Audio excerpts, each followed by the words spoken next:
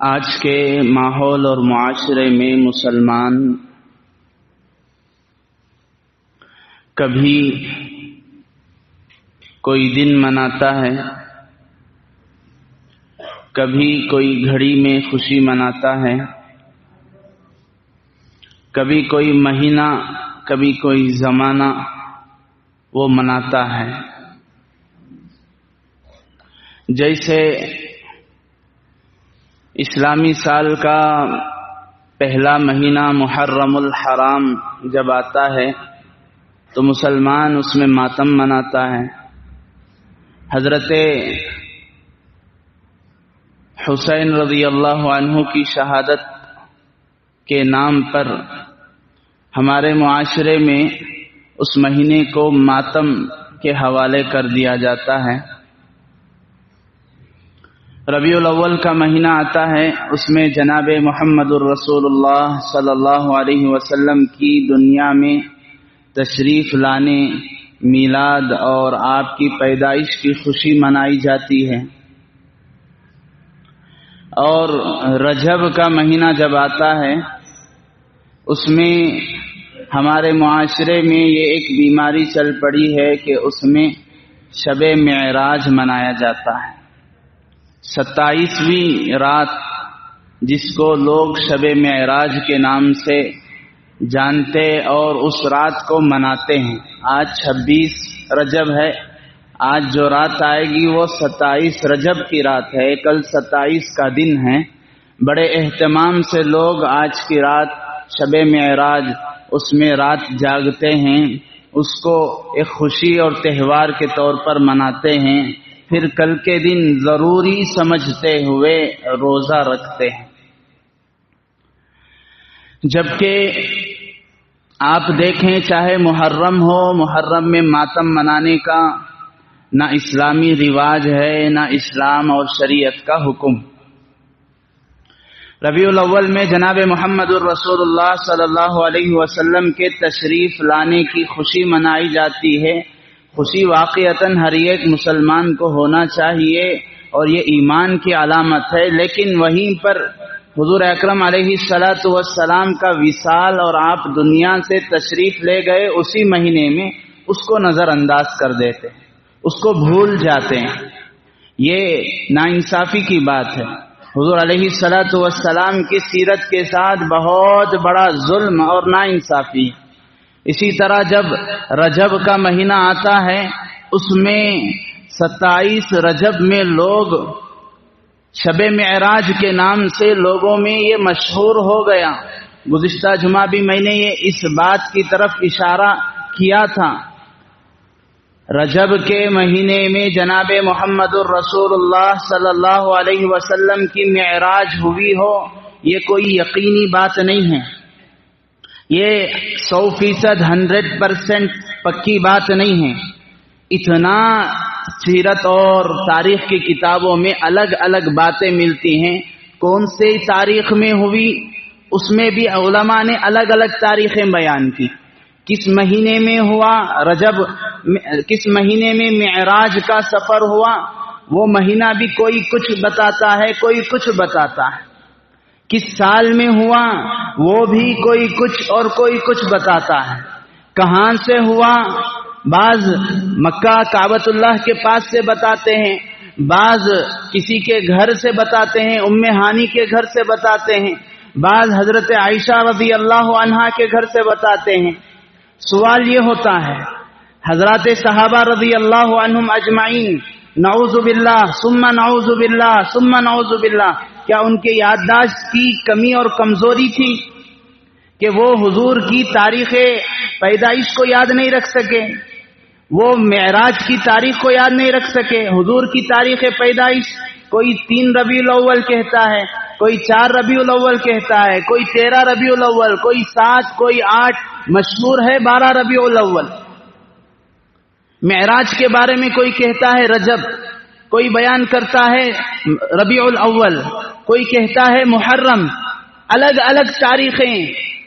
وہ صحابہ جن کو حضور کا دن بھی یاد ہے، حضور کی رات بھی یاد ہے، حضور کا وضو بھی یاد ہے، حضور کی نماز بھی یاد ہے، حضور کا نبوت سے پہلے کا زمانہ بھی یاد ہے، نبی بننے کے بعد کا زمانہ بھی یاد ہے، گھریلو زندگی بھی یاد ہے، بیویوں کے ساتھ تعلق اور زندگی گزارنے کا طریقہ کیسے تھا وہ بھی بیان کرتے ہیں، دوستوں کے ساتھ آپ کا تعلق کیسا تھا وہ بھی بیان کرتے ہیں، اور پڑوسیوں کے ساتھ آپ کا تعلق کیسے تھا وہ بھی بیان کرتے ہیں، غیر ایمان والوں کے ساتھ آپ کس طرح برتاؤ کرتے تھے وہ بھی بیان کرتے ہیں، حضور کی حدیثیں لاکھوں کی تعداد میں یاد کرتے اور بیان کرتے ہیں، قرآن کے ہر حرف کو، ہر ایک آیت کو پہلے سمجھتے ہیں، اپنی زندگی میں لاتے ہیں، پھر یاد کرتے ہیں، پوری شریعت جنہوں نے ہم تک پہنچائی، پوری سنت جنہوں نے ہم تک پہنچائی، پورا قرآن جنہوں نے ہم تک پہنچایا، پورے نبی علیہ السلام کی سنتیں جنہوں نے ہم تک پہنچائی،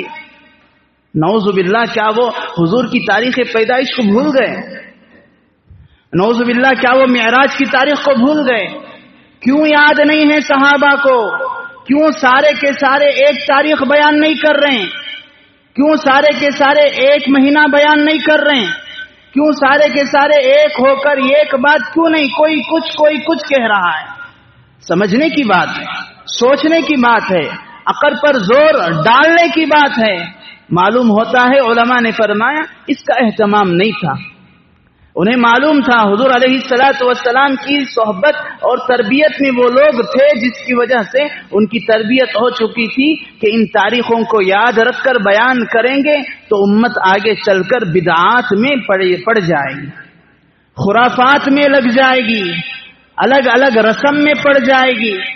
جب انہوں نے محفوظ کر کے یاد کر کے نہیں پہنچایا، اب یہ حال ہے۔ اگر وہ یاد رکھ کر فلاں تاریخ میں رجب ہے، فلاں تاریخ پکی ہے حضور علیہ السلام کی میلاد کی، فلاں تاریخ پکی ہے حضور علیہ السلام کی وفات کی، اگر پکی تاریخ بیان کرتے جیسے حدیثیں بیان کرتے ہیں، پکی تاریخ بیان کرتے جیسے قرآن ہم تک پہنچا ہے، پکی تاریخ بیان کرتے جیسے حضور کی ہر ایک چھوٹی چھوٹی چیز، حضور کا چپل، حضور کے گھوڑے، حضور کی تلواریں، حضور کی لنگی، حضور کا لباس، حضور کے جانوروں کے نام تک جنہیں یاد ہیں، کیا حضور کی تاریخ پیدائش انہیں یاد نہیں؟ کیا حضور کے معراج والا عظیم سفر کی تاریخ یاد نہیں ہے؟ اللہ نے عقل دی ہے، سوچیں سمجھیں، اپنے اسلام کو خرافات میں جانے سے بچائیں، اپنے اسلام کو خراب اور برباد ہونے سے بچائیں۔ اسلام بدعات میں لگنے کا نام نہیں ہے، اسلام خرافات میں پھنسنے کا نام نہیں ہے، اسلام جو من پسند کرتا ہے اس پر چلنے کا نام نہیں ہے، اسلام نام ہے اللہ کے حکم کو نبی پاک صلی اللہ علیہ وسلم کے طریقے کے مطابق پورا کرنے کا، اسلام نام ہے صحابہ کی اطاعت کرنے کا، اسلام نام ہے صحابہ اور حضور کی منشا کے مطابق دین پر چلنے کا نام اسلام۔ بزرگان محترم، الغرض لیکن مشہور ہے معراج یہ رجب کے مہینے میں ہوئی، اس لیے موقع کے مناسبت سے اس سلسلے میں کچھ باتیں مجھے آپ کے سامنے رکھنی۔ معراج یہ اللہ کے نبی علیہ السلام کا ایک عظیم سفر، اسی لیے حضرات علماء فرماتے ہیں حضور علیہ السلام کے معراج کے سفر سے سب سے پہلا سبق ہم کو یہ ملتا ہے، یہ معراج کے نام پر راتوں کو منانا، معراج کے نام پر جلسوں کو، جلوس کا اہتمام کر کے بیٹھنا اٹھ جانا، یہ صرف جلسہ کرنے کا نام نہیں ہے۔ معراج سے صرف ہمیں یہ سبق نہیں دیا جا رہا ہے، معراج سے بہت سارے سبق اللہ کے نبی علیہ السلام نے امت کو دیے۔ معراج سے اسباق کا ایک مجموعہ، ایک سلیبس ہم کو امت کو دیا گیا ہے، اس لیے سب سے پہلا سبق ہمیں یہ ذہن میں رکھنے کی ضرورت ہے، معراج سے جو ملتا ہے وہ یہ کہ حضور علیہ السلام کا سفر معراج یہ حضور علیہ السلام کے لیے اعزاز ہے، شرافت کی بات ہے، خصوصیت کی بات ہے، یہ ایک ایسا اعزاز ہے جو کسی نبی کو نہیں ملا ہے، ایک ایسا اعزاز ہے جو اللہ تبارک و تعالی نے جناب محمد الرسول اللہ صلی اللہ علیہ وسلم کو دیا۔ ہر نبی سے بات کرنے کا طریقہ اللہ تبارک و تعالی کا وحی کے ذریعے سے، فرشتے کے ذریعے سے، کتابوں کے ذریعے سے، لیکن جناب محمد الرسول اللہ صلی اللہ علیہ وسلم کو اللہ تبارک و تعالی نے اپنے پاس بلایا۔ وجہ کیا ہے؟ معراج سے پہلے کچھ ایسے واقعات ہو گئے تھے جن کی وجہ سے حضور صلی اللہ علیہ وسلم کا دل غمگین تھا، آپ غم زدہ رہا کرتے تھے۔ پہلے حضرت خدیجہ رضی اللہ عنہا، پھر آپ کے چچا ابو طالب کا انتقال ہوا، پھر حضور علیہ الصلوۃ والسلام نے اکیلے طائف کا سفر کیا، مکے سے تقریباً 80 کلومیٹر دور طائف کا شہر آج آباد ہے۔ آپ پیدل اکیلے تنہا عرب کی تپتی ہوئی دھوپ، پہاڑی علاقوں کا سفر آپ تنہا کرتے ہیں، الگ الگ سرداروں سے آپ ملاقات کرتے ہیں، الگ الگ سردار الگ الگ جواب دیتا ہے، آپ کے دل کو توڑ دینے والا، آپ کے دل کو چیر دینے والا۔ اور عرب کے یہاں تو مہمان نوازی بڑی مشہور تھی، کوئی بھی ہو اس کی مہمان نوازی کیا کرتے تھے، لیکن ان لوگوں نے حضور صلی اللہ علیہ وسلم کی مہمان نوازی تو دور، آپ کے ساتھ صحیح طور پر صحیح ڈھنگ سے بات تک نہیں کی۔ طائف کے علاقے کے شہر کے لڑکوں کو، اوباش شریر لڑکوں کو حضور صلی اللہ علیہ وسلم کے پیچھے لگا دیا، آپ کو پتھرے مارا، جن کی وجہ سے خون آپ کے نعلین، آپ کے جوتے مبارک میں جم گیا۔ حضور علیہ الصلوۃ والسلام بڑے غمزدہ رنجیدہ ہو کر ایک جگہ آپ بیٹھ گئے، ہاتھ اٹھا کر آپ دعا کر رہے ہیں، اللہم انی اشکو الیک ضعفی، اے اللہ میں تیرے سے شکایت کرتا ہوں اپنی کمزوری کی، میرے پاس اسباب کی کمی ہے، میرے پاس آلات کی کمی ہے، میرے پاس چیزوں کی کمی ہے، اگر یہ لوگ ایمان نہیں لاتے مجھے کوئی پرواہ نہیں ہے، ان کی نسلوں میں سے ضرور کوئی ہوگا جو ایمان لائے گا، جو تجھے پہچانے گا، جو مجھ پر ایمان لائے گا، اے اللہ یہ لوگ مجھ سے ناراض ہوں مجھے کوئی فرق نہیں پڑتا، آپ مجھ سے راضی ہیں، میرے لیے یہ سب سے زیادہ ضروری۔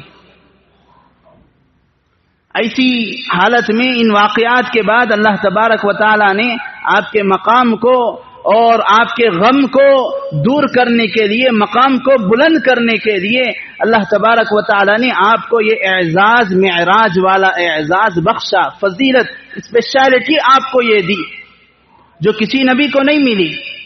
حضرت آدم علیہ الصلوۃ والسلام سے لے کر حضرت عیسیٰ علیہ الصلوۃ والسلام تک کسی نبی کو یہ اعزاز نہیں ملا جو اعزاز آپ کو ملا۔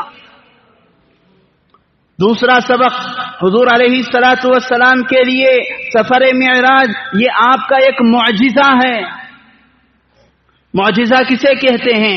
ایسی چیز جو کسی انسان سے صادر ہو اور وہ عموماً خلاف عادت ہو، ہر ایک انسان اسے نہیں کر سکتا، اور وہ متقی، دیندار، پرہیزگار اور خصوصاً اللہ کے رسول سے کوئی ایسی چیز صادر ہوتی ہے۔ اللہ کے رسول بھی انسان ہیں، انسان ہونے کے باوجود آپ کے ہاتھوں سے ایسی چیز سرزد ہو، ایسی چیز ظاہر ہو جو عام انسان نہیں کر سکتے، اللہ کے حکم سے وہ چیز صادر ہو، یہ آپ کا معجزہ تھا۔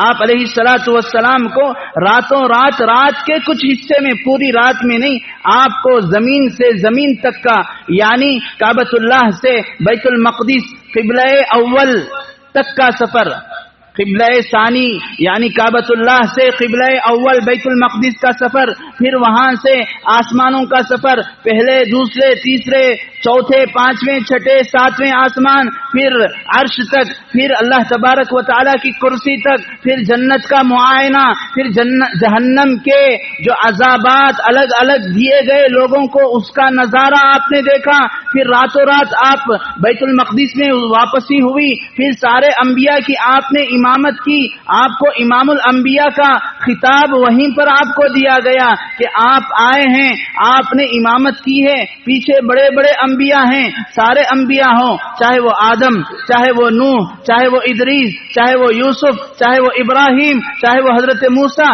چاہے حضرت شیس، چاہے حضرت عیسیٰ، سارے انبیاء علیہم الصلاۃ والسلام آپ کی اقتدا میں پیچھے آپ کے مقتدی بن کر کھڑے ہوئے ہیں، اور آپ کو اللہ تبارک و تعالی نے امامت کا جو شرف عطا کیا، جس کی وجہ سے یہ بھی آپ کا معجزہ کہلاتا ہے، معمولی سفر نہیں رہا۔ ہمیں یہ امت کو سبق دیا کہ یہ انسان کے بس کے باہر نہیں ہے۔ آج اسی لیے اس پر بھی اعتراض کرتے ہیں لبرلز، وہ لوگ جو ہر چیز کو اپنے عقلی پیمانے میں تولتے ہیں، عقلی ترازو میں تولنا چاہتے ہیں۔ کبھی تو خدا کا انکار کر دیا، کیوں؟ عقل میں خدا نہیں سما رہا ہے۔ کبھی تو جناب محمد الرسول اللہ صلی اللہ علیہ وسلم کو انکار کر دیا، آپ کا آخری نبی، آخری رسول ہونے کو انکار کر دیا۔ کبھی آپ کی معراج کا انکار کرتے ہیں کہ ایک انسان راتوں رات بیت اللہ کہاں ہے، کعبۃ اللہ، بیت المقدس کہاں ہے، پھر وہاں سے ساتوں آسمانوں کا سفر، جنت کا معائنہ، جہنم کا نظارہ دیکھنا، پھر واپس آ کر امامت کرنا، پھر واپس اپنے مقام پر تشریف لانا، یہ کیسے ہو سکتا ہے؟ یہ کیسے پاسبل، کیسے ممکن ہے؟ اس لیے نعوذ باللہ ہم اس کا انکار کرتے ہیں۔ آج یہ طبقہ، یہ گروہ، یہ فرقہ جو اپنے آپ کو ایکس مسلم کہتا ہے، اپنے آپ کو لبرلز کہتے ہیں، شریعت کی ہر چیز کو اپنی عقل کے مطابق پرکھنا، لینا، سمجھنا چاہتے ہیں، جس کی وجہ سے علماء نے فرمایا جیسے اللہ کو انکار کرنا کفر، شرک ہے، جناب محمد الرسول اللہ صلی اللہ علیہ وسلم کو آخری نبی اور رسول نہیں ماننا یہ بھی کفر اور شرک ہے، اسی طرح معراج کا انکار کرنا بھی کفر اور شرک۔ قرآن پاک ہمیں گواہی دے رہا ہے، سبحان الذی اسری بعبدہ لیلا من المسجد الحرام ثم دنا فتدلى، ایک جگہ نہیں، دو جگہ، کئی جگہ اللہ تبارک و تعالی نے اس کی طرف اشارہ فرمایا۔ یہ ہم کہتے ہیں کہ یہ نبی کے بھی بس کی بات نہیں ہے، یہ ہمارے حکم سے، ہم جب چاہتے ہیں نبی سے معجزہ صادر ہوتا ہے، نبی کے اپنے اختیار میں نہیں ہوتا، ہمارے حکم سے ہوتا ہے، ولی کے اپنے اختیار میں نہیں ہوتا۔ کسی اللہ کا متقی، برگزیدہ، پرہیزگار اور نماز روزے کا پابند آدمی، اس سے کبھی کرامت، خلاف عادت چیزیں اس کے ہاتھ سے نکلتی ہیں، یہ اس کے اختیار میں نہیں ہیں، ہمارے حکم سے ہوتا ہے۔ حضرت شیخ عبد القادر جیلانی رحمت اللہ علیہ کے پاس ایک صاحب آئے اور 10 سال انہوں نے آپ کی خدمت کی، 10 سال آپ کے پاس رہے۔ واپس جاتے ہوئے کہا حضرت میں جا رہا ہوں، مجھے کچھ نصیحت کر دیجئے اور اجازت دے دیجئے۔ حضرت نے پوچھا ارے بھائی 10 سال تم ہمارے پاس رہے، ہماری خدمت میں رہے، کس لیے آئے تھے، کیا حاصل کیا اور اب کیوں جا رہے ہو؟ کہا حضرت میں نے آپ کا بہت تذکرہ سنا تھا، آپ بہت بڑے اللہ والے ہیں، اس لیے میں آپ کے پاس رہنے کے لیے آیا تھا، لیکن میں نے سوچا کہ آپ بہت بڑے اللہ والے ہیں، بہت سی کرامتیں آپ کے ہاتھ سے ظاہر ہوں گی، یہ دیکھنے آیا تھا۔ 10 سال میں میں نے آپ سے ایک کرامت بھی نہیں دیکھی، ایک کرامت بھی میں نے آپ کے ہاتھوں سے نہیں دیکھی، اس لیے جا رہا ہوں۔ حضرت نے کہا اچھا یہ تو بتاؤ 10 سال میں کوئی ایک بھی چیز سنت کے خلاف مجھ سے ہوتی ہوئی تم نے دیکھی؟ ایک چیز بھی سنت کے خلاف مجھ سے ہوتی ہوئی دیکھی؟ میں نے کبھی نماز سنت کے خلاف پڑھی، کبھی روزہ، کبھی تلاوت، میری زندگی کا ہر گوشہ، ہر لمحہ کبھی سنت کے خلاف دیکھا نہیں۔ کہا یہ سب سے بڑی کرامت ہے، الاستقامہ فوق 1000 کرامہ، کسی بھی نیک عمل پر جم جانا، استقامت کا حاصل ہو جانا، اس کو فرمایا یہ 1000 کرامتوں سے بڑھ کر۔ نماز کی پابندی ہو گئی، صف اولا کی پابندی ہو گئی، تکبیر اولا کی پابندی ہو گئی، روزوں کی پابندی ہو گئی، سنتوں کی پابندی ہو گئی، نوافل کی پابندی ہو گئی، تلاوت قرآن کی پابندی ہو گئی، ذکر و اذکار کی پابندی ہو گئی، نہ فرائض میں کوتاہی ہے، نہ واجبات میں کوتاہی ہے، نہ حقوق اللہ میں کوتاہی ہے، نہ حقوق العباد میں کوتاہی ہے، پابندی کی توفیق اللہ نے دے دی، معاملات بھی اس کے حلال ہیں، حرام نہیں ہیں، پاکیزہ ہیں، یہ سب سے بڑی کرامت، استقامت کا مل جانا اللہ کی جانب سے سب سے بڑی کرامت۔ میں یہ عرض کر رہا تھا وہ معجزہ کا نبی کے ہاتھ سے ظاہر ہونا، اللہ کے نبی علیہ الصلوۃ والسلام کے ہاتھوں، علماء نے لکھا ہے 3000 سے زائد معجزے آپ کے ہاتھوں سے صادر ہوئے۔ چاند کا 2 ٹکڑے ہو جانا، پتھر اور کنکریوں کا کلمہ پڑھنا، درختوں کا آ کر آپ کے سامنے کلمہ اور شہادت دینا، ایسے 3000 سے زائد معجزے کسی نبی سے اتنے صادر نہیں ہوئے جتنے آپ سے صادر ہوئے۔ یہ اللہ کے حکم سے اللہ تبارک و تعالی صادر کراتا ہے تاکہ اس کے ذریعے سے سامنے والوں کو ایمان کی توفیق ہو، تاکہ سامنے والا منکر ہے، کافر ہے، وہ اس کا اقرار کرے میری توحید کا، میرے رسول کو سچا مانے، جھوٹا نہ مانے۔ الغرض معراج کا یہ واقعہ یہ حضور علیہ الصلوۃ والسلام کا سب سے بڑا ایک معجزہ ہے، سب سے بڑا اعزاز معراج ہے، سب سے بڑا معجزہ معراج ہے۔ جیسے حضور صلی اللہ علیہ وسلم کی خصوصیت بہت ساری چیزیں اللہ کے نبی علیہ السلام نے الگ الگ طور پر بیان فرمائی۔ آپ نے فرمایا میری ایک خصوصیت یہ ہے، اللہ تبارک و تعالی نے میری امت اور مجھ پر اس زمین کے ہر خطے کو عبادت گاہ بنا دیا۔ پہلی امتوں میں، پہلے نبیوں کی شریعتوں میں عبادت ایک جگہ متعین تھی، وہیں پر کی جاتی تھی۔ اس جگہ کو چھوڑ کر اپنے مقام میں، اپنے گھر میں، اپنے دکان میں، اپنے مکان میں کہیں عبادت نہیں ہوتی تھی۔ اللہ کے نبی علیہ الصلوۃ والسلام نے فرمایا مجھے میری امت کو یہ خصوصیت میرے ذریعے سے ملی ہے کہ وہ اللہ تعالیٰ نے ساری زمین کو میرے لیے سجدہ گاہ بنا دیا۔ بزرگان محترم، علماء فرماتے ہیں معراج کے ذریعے ہمیں حضور علیہ الصلوۃ والسلام کے مقام کو پہچاننا چاہیے، اللہ رب العزت کے بلند مرتبے کو پہچاننا چاہیے کہ ہمیں ایسا خدا ملا ہے جو سب سے بڑا، جس کے سوا کوئی معبود نہیں ہے۔ ہمیں ایسے رسول ملے ہیں جو سارے رسولوں میں سب سے زیادہ معزز، مبارک، محترم، اور سارے رسولوں میں آپ کا درجہ بڑھا ہوا ہے۔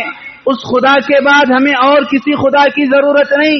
اسی طرح اس رسول کے بعد جناب محمد الرسول اللہ صلی اللہ علیہ وسلم کے بعد ہمیں کسی جھوٹے، منحوس، ملعون، ناپاک رسولوں کی ضرورت نہیں ہے جو اپنے آپ کو جھوٹی نبوت کا دعویٰ کرے۔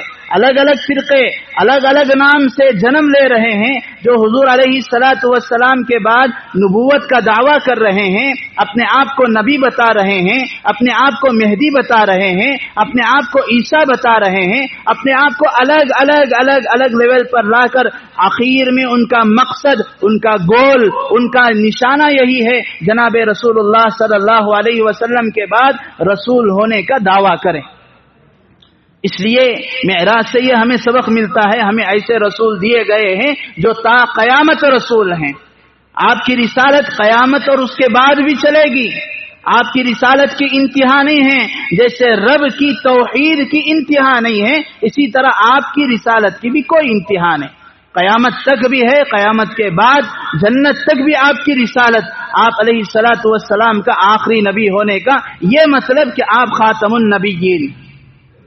الغرض اللہ کے نبی علیہ الصلوۃ والسلام کو اللہ تبارک و تعالی نے سفر معراج پر بلایا، اللہ کے نبی علیہ الصلوۃ والسلام کو جنت کا معائنہ کرایا۔ اللہ کے نبی علیہ السلام ارشاد فرماتے ہیں میں نے دیکھا جنت میں کوئی چیز بوئی جا رہی ہے، تیزی سے وہ اگ رہی ہے، تیزی سے اگ جانے کے بعد اس کو کاٹا جا رہا ہے، پھر اس کو اٹھا کر محفوظ کیا جا رہا ہے، اس کو سیو کیا جا رہا ہے۔ اللہ کے نبی علیہ السلام نے پوچھا جبرائیل یہ کیا چیز ہے کہ کوئی چیز زمین میں بوتا ہے، پھر وہ تیزی سے اگتی ہے، پھر اس کو کاٹ دیا جاتا ہے، پھر اس کو اٹھا کر حفاظت میں رکھ دیا جاتا ہے، یہ کیا معاملہ؟ حضرت جبرائیل نے فرمایا یا رسول اللہ آپ کی امت جب بھی کوئی نیک عمل کرتی ہے اس نیک عمل کے ذریعے سے جنت میں یہ درخت لگتا ہے، جنت کی میدان میں پیداوار اگتی ہے، پھر اس کو کاٹ کر محفوظ کر دیا جاتا ہے۔ یہ سبق ہمیں ملتا ہے معراج سے کہ آدمی کو نیک کاموں میں آگے بڑھنا چاہیے. اسی لیے معراج کی روایتوں میں یہ بات ملتی ہے، جب اللہ کے نبی علیہ الصلوۃ والسلام حضرت ابراہیم علیہ الصلوۃ والسلام سے ملاقات کیے، حضرت ابراہیم نے امت محمدیہ کو سلام بھیجا، کہا یا رسول اللہ، اے نبی آپ اپنی امت کو میری طرف سے سلام سنانا، ساتھ میں میری ایک نصیحت اور پیغام بھی پہنچانا کہ جنت ایک صاف اور چٹیل میدان ہے، جو آدمی جتنے عمل کرے گا اس نے گویا کہ اس میں پیڑ پودے لگائے ہیں. صاف چٹیل میدان میں جس کے ذمے جس کی طاقت جتنی ہے اتنے پیڑ پودے لگائے، اپنے اتنے درجات بلند کرے، اپنا مقام اللہ کے یہاں جنت میں اتنا بلند کر لے. قرآن مجید میں فرمایا وَفِي ذَلِكَ فَلْيَتَنَافَسِ الْمُتَنَافِسُونَ، یہ نیک کاموں میں بڑھنا یہ اللہ تبارک و تعالیٰ کو بہت پسند. عبادت والا کام ہو، خرچ کرنے والا کام ہو، اخلاق والا کام ہو، معاملات والا کام ہو، ہر چھوٹی بڑی نیکی کو معمولی نہ سمجھیں. ہر چھوٹی بڑی نیکی اللہ کے یہاں کیا پتا کس نیکی کے صدقے ہماری مغفرت ہو جائے، کس نیکی کی اللہ کے یہاں قدر اور منزلت اور مقام ہو جائے، جس کی خشوع، جس کے خضوع کو، جس کی کیفیت کو، جس کی کوالٹی کو اللہ تعالیٰ دیکھ کر پسند کر لے.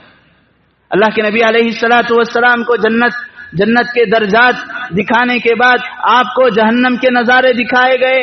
حدیث بہت لمبی معراج کی ملتی ہے، جس میں اللہ کے نبی علیہ السلام نے جہنم اور جہنم کے الگ الگ نظارے دیکھے، الگ الگ لوگوں کو الگ الگ عذاب میں مبتلا دیکھا. حضور صلی اللہ علیہ وسلم آپ کا گزر ہوا چند لوگوں کے اوپر سے، چند لوگوں کے پاس سے.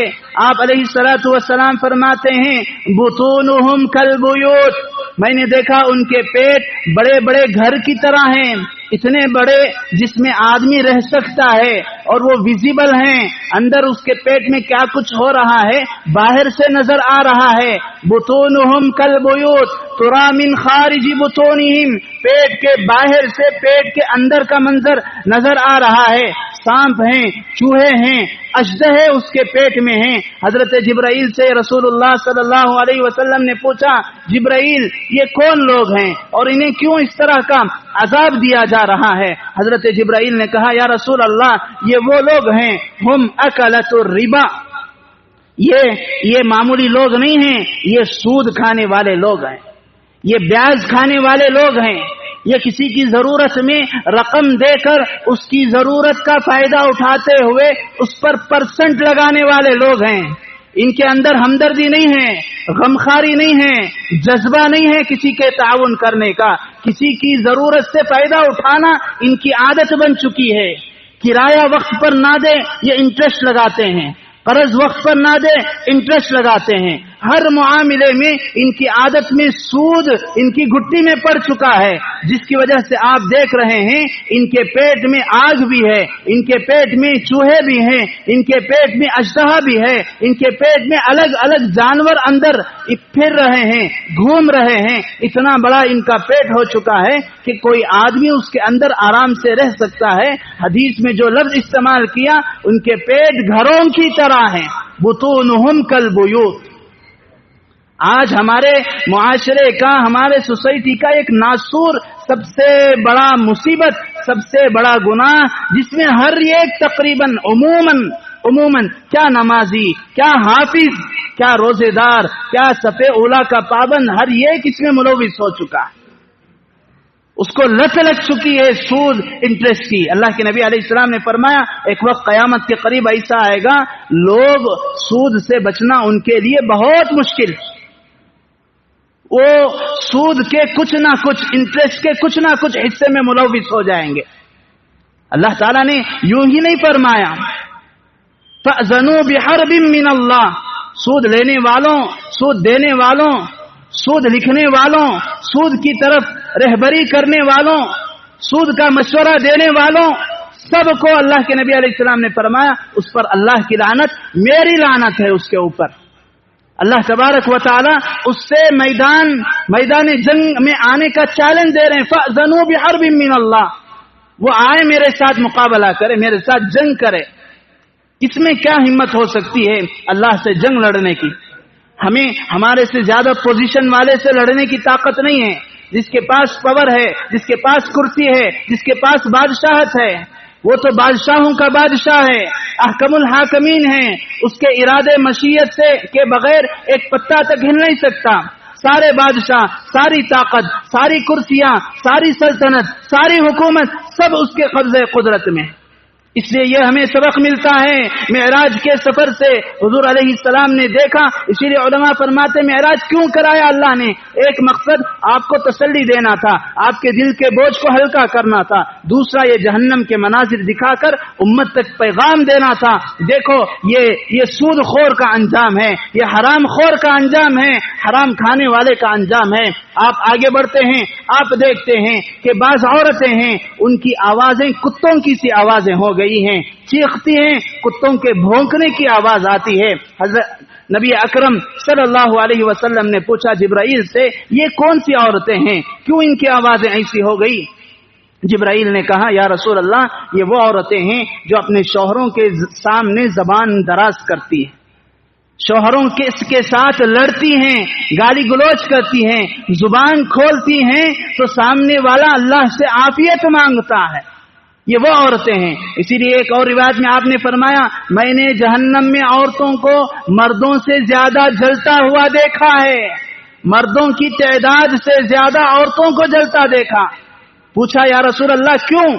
آپ نے ارشاد فرمایا، تکسرن اللعنہ و تکفرن العشیر. ایک گناہ ایسا ہے، دو گناہ ہیں، دونوں کا تعلق ان کی زبان سے ہے.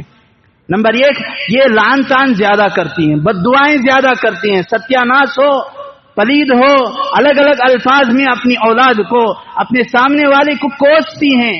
اور دوسرا وتکفرن العشیر، اپنے شوہروں کی بہت زیادہ نافرمانی کرتی ہیں. یہ سبق ہمیں معراج کے سفر سے ملا. آپ علیہ الصلوۃ والسلام، آپ کا گزر ہوا ایک ایسے لوگوں کے پاس سے جن کے سروں پر پتھریں ڈالے جا رہے تھے، ان کے سر ٹوٹ رہے ہیں، پھوٹ رہے ہیں. پھر فرشتہ پتھر لاتا ہے، پھر اسی طرح اس کا سر جڑ جاتا ہے، پھر پتھر مارتا ہے. یہی عذاب ہو رہا ہے. حضرت جبرائیل سے پوچھا، جبرائیل یہ کون لوگ ہیں؟ جبرائیل نے کہا، یا رسول اللہ، آپ کی امت میں سے وہ لوگ ہیں جو نماز میں کاہلی کرتے ہیں، نماز میں سستی کرتے ہیں. اسی لیے معراج کے سفر میں اللہ کے نبی علیہ السلام کو سب سے عظیم جو تحفہ دیا گیا وہ نماز کا تحفہ ہے. لوگ 27 رجب کو شب معراج منا کر اپنے آپ کو عاشق معراج، عاشق نبی ہونے کا لیبل لگاتے ہیں. ان لوگوں کے ذہن میں، دل دماغ میں یہ بات ہونا چاہیے، سال میں ایک مرتبہ 27 رجب کی رات کو معراج کی عظیم الشان رات منا لینے سے وہ عاشق نہیں ہیں. عاشق تو وہ ہے جو دن میں 5 مرتبہ معراج کو یاد کرتا ہے. فجر میں کھڑا ہے، الصلاۃ معراج المؤمنین، نماز مومن کی معراج ہے، اسے معراج یاد آتی ہے. ظہر میں کھڑا ہے، معراج یاد آتی ہے. عصر میں کھڑا ہے، معراج یاد آتی ہے. مغرب میں کھڑا ہے، معراج یاد آتی ہے. کیوں؟ معراج کے معنی ہیں اللہ کی نزدیکی، اللہ کا قرب، اللہ سے تعلق. اللہ کے نبی علیہ السلام نے فرمایا، اقرب ما یکون العبد الی اللہ تعالی فی السجود، سب سے زیادہ قریب بندہ اللہ سے وہ سجدے میں ہوتا ہے، وہ سجدہ زمین پر کرتا ہے. اسے ذہن میں یہ بات، یہ امیجنیشن ہونا چاہیے، یہ تصور ہونا چاہیے، یہ خیال ہونا چاہیے، میں زمین پر نہیں، میں تو رحمان کے قدموں پر سجدہ کر رہا ہوں. بزرگان محترم، یہ معراج کے اسباق اللہ کے نبی علیہ الصلوۃ والسلام کی احادیث سے شریعت ہمیں دیتی ہے. یہ اسباق کو ہمیں لینے کی ضرورت ہے کہ سود خوروں کا انجام اللہ تعالی ہمیں سود خوری سے بچائے، سود لینے سے، دینے سے، سود کی ہر اس چیز سے اللہ تعالی ہم کو بچائے جس میں رسول اللہ اور اللہ تبارک و تعالی نے لعنت فرمائی ہے. اس سے بچنے کی ہمیں کوشش. نماز، محرم کا سبق بھی ہمیں نماز ہے. حضرت حسین رضی اللہ عنہ کی شہادت، اس واقعے کو دیکھ لیں. ربیع الاول کا سبق بھی ہمیں نماز ہے. حضور علیہ الصلوۃ والسلام دنیا سے پردہ فرما جانے کا وقت ہے. آپ 2 چیزوں کا تذکرہ کر رہے ہیں، نماز اور غلاموں کے ساتھ حسن سلوک. عجیب اتفاق دیکھیے. اور اسی طرح رجب کا سبق، معراج کا سبق بھی نماز ہے. اللہ تبارک و تعالی نے اللہ کے نبی علیہ السلام کو معراج میں نمازوں کا تحفہ دے کر بھیجا. آپ آتے ہیں, باری تعالیٰ کے پاس سے موسیٰ علیہ السلام سے ملاقات ہوتی ہے. وہ کہتے ہیں میری امت بنی اسرائیل تو 2 نمازیں فرض تھی, وہ بھی پڑھ نہیں سکی, تم 50 نمازیں لے کر آئے ہو, وہ کہاں سے پڑھیں گی؟ اللہ کے نبی علیہ السلام واپس جاتے ہیں, کئی بار آنا جانا ہوتا ہے, اس کے بعد 5 نمازیں فرض ہو گئیں. پھر بھی حضرت موسیٰ کہتے ہیں یا رسول اللہ آپ جائیں, میں یہ کہتا ہوں آپ کی امت نہیں پڑھ سکے گی. اللہ تبارک و تعالیٰ فرماتے, اللہ کے نبی فرماتے ہیں قد استحییت ربی, اب میں اس سے آگے نہیں جا سکتا, مجھے اب میرے رب سے شرم آتی ہے بار بار جانے سے. جیسے یہ کہا, اللہ تبارک و تعالیٰ کی جانب سے اعلان ہو گیا یا محمد ما یبدل القول لدی, ہم نے جو کہہ دیا سو کہہ دیا. 50 نمازیں ہم نے دی تھی, ہی خمسن ہیں 5, وہی خمسون, لیکن پڑھیں گے تو 50 نمازوں کا ثواب ہم دیں گے ان کو.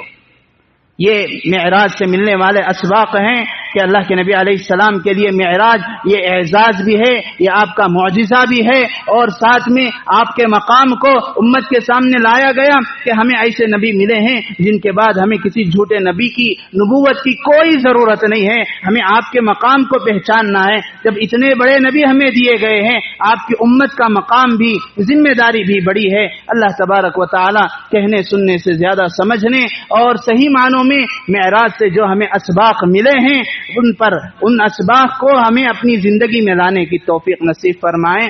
آمین. وآخر دعوانا ان الحمدللہ رب العالمین. جو احباب سنت نہیں پڑھے.